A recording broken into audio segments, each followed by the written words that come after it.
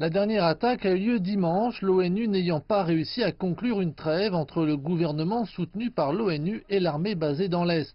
Au moins 21 personnes ont été tuées et 27 autres blessées depuis jeudi dernier. C'est à ce moment que l'armée nationale libyenne de l'Est, dirigée par le maréchal Khalifa Haftar, a lancé une campagne visant à s'emparer de l'ouest de la Libye. Les dizaines de milliers de miliciens et d'autres alliés à Fayez al-Sarraj ne suffiront certainement pas pour maintenir une emprise solide sur ce vaste territoire. D'ailleurs, une guerre pour Tripoli aurait une incidence considérable sur le contrôle fragile exercé par les deux gouvernements sur leur territoire. La vraie bataille pour Tripoli n'a pas encore commencé. L'armée nationale libyenne n'a utilisé aucune force réelle ou importante. Les généraux de l'armée nationale libyenne sont persuadés qu'ils peuvent prendre le contrôle de Tripoli.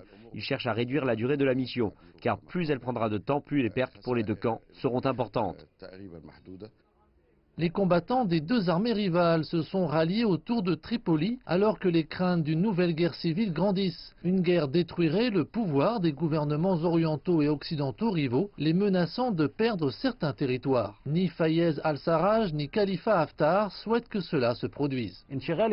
Haftar se contente de profiter de l'instabilité en Algérie. L'Algérie s'est strictement opposée à tout mouvement militaire de Haftar. Le but principal de cette montée est donc un gain politique. La poursuite des deux parties dans ce conflit dépend de la volonté politique des pays qui appuient l'une ou l'autre des parties plutôt que des forces réelles sur le terrain.